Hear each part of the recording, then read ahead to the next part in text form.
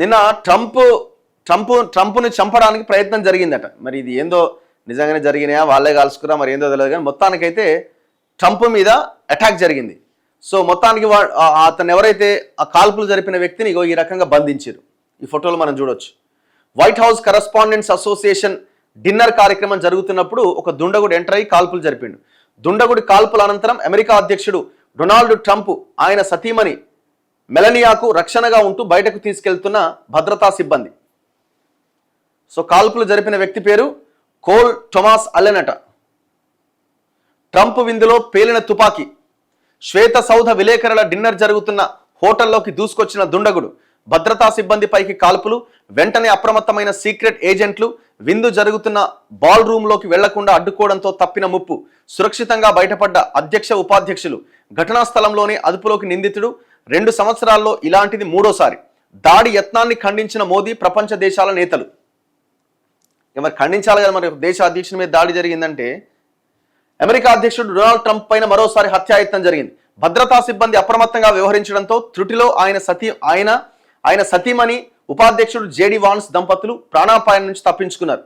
తుపాకులు కత్తులతో వచ్చిన ఒక అగంతకుడు శ్వేత సౌధం విలేకరుల సంఘం విందు జరుగుతున్న హోటల్లోని బాల్ రూమ్ వైపుగా వెళ్తూ కాల్పులకు దిగడంతో ఒక్కసారిగా భీతావహ వాతావరణం నెలకొంది. ట్రంప్ను రక్షించడానికి సీక్రెట్ సర్వీస్ ఏజెంట్లు ఆగమేఘాలపై స్పందించగా కాల్పుల చప్పుళ్లు వినగానే ప్రాణభయంతో పలువురు అతిథులు టేబుళ్ల కింద దాక్కోవాల్సి వచ్చింది. నిందితుడు కోల్ థొమాస్ అలెన్ను అక్కడికక్కడే నిర్బంధంలోకి తీసుకొని సంకెళ్లు వేశారు.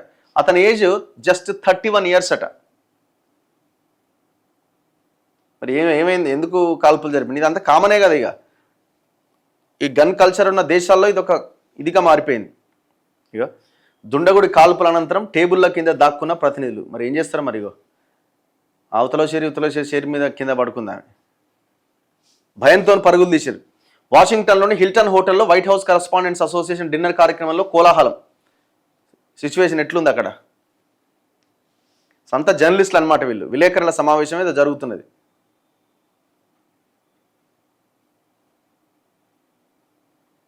సో అతని వద్ద ఆయుధాలు కూడా స్వాధీనం చేసుకున్నారట. శనివారం రాత్రి జరిగిన ఈ ఘటనలో అందరూ సురక్షితంగా బయటపడ్డారు. ఘటన తర్వాత కూడా విందు కొనసాగించాలని ట్రంప్ గట్టిగా భావించిన భద్రతాధికారులు ఆ ప్రాంగణాన్ని తక్షణం ఖాళీ చేయడమే మేలని సూచించి ఆయన్ను వైట్ హౌస్కు తరలించారట. ఇక పార్టీ గిట్టి అంతా ఇక క్యాన్సిల్ అయిపోయింది.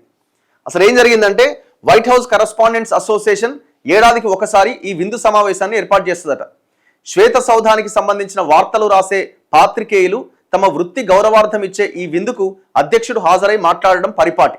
అందులో భాగంగా వైట్ హౌస్కి మైలు దూరంలోని వాషింగ్టన్ హిల్టన్ హోటల్లో శనివారం రాత్రి ఈ విందు జరుగుతున్నప్పుడు 8:34 సమయంలో కాల్పుల కలకలం చోటు చేసుకుంది. హాల్ బయట కలకలాన్ని గుర్తించి ట్రంప్ దంపతుల చుట్టూ భద్రతాధికారులు వలయంగా ఏర్పడి వేదిక వద్ద నుంచి తరలించారు. వేదిక నుంచి ట్రంప్ దిగుతూ కొంత తడబడగా సిబ్బంది చేయూతనిచ్చారు. ఉపాధ్యక్షుడు జేడి వాన్స్, ఉషా దంపతులను సిబ్బంది బయటకు తీసుకెళ్లారు. నిందితుడి బస కూడా అదే హోటల్లో అట. కాలిఫోర్నియాలోని టొరాన్స్కు చెందిన నిందితుడు అలెన్ అదే హోటల్లో బస చేసిండట. అతడు మెకానికల్ ఇంజనీరింగ్ పూర్తి చేసి ఆ తర్వాత కంప్యూటర్ సైన్స్లో మాస్టర్స్ పూర్తి చేసిన ప్రోగ్రామర్ అట. కొత్త సాంకేతికతలు కనిపెట్టేవాడు. గతంలో డెమోక్రాటిక్ పార్టీకి కొద్దిపాటి విరాళం కూడా ఇచ్చిండు. ఒక విద్యా సంస్థలో 6 ఏళ్లు పనిచేసినట్లు సామాజిక మాధ్యమ ప్రొఫైల్ చెబుతోంది. ఘటన వెనుక అతనొక్కడే ఉన్నాడని భావిస్తున్నారు. ఆయుధాలు గత 2 సంవత్సరాలు సమకూర్చుకున్నాడట. ట్రంప్ విధానాలు వ్యతిరేకిస్తూ అధికార యంత్రాంగంలో కొందరిపైన గురిపెట్టినట్లు సోషల్ మీడియాలో చెప్పేవాడట. మాదక ద్రవ్యాల పడవలపై దాడులు సహా అనేక అంశాలను తప్పుపట్టిండు. అతని కుటుంబ సభ్యులు కనెక్టికట్ పోలీసులను ముందే అప్రమత్తం చేశారని ట్రంప్ వెల్లడించారు. మరి ఇన్ని వేల మంది ఉండగా ఎట్లా ఎంటర్ అయ్యిండో అక్కడ. సో ఇట్లా నిన్న జరిగిన అటాక్ ఇది. మొత్తానికైతే ఎవరికి ఏం కాలేదు, ఊపిరి పీల్చుకున్నది మొత్తం దేశం అంతా.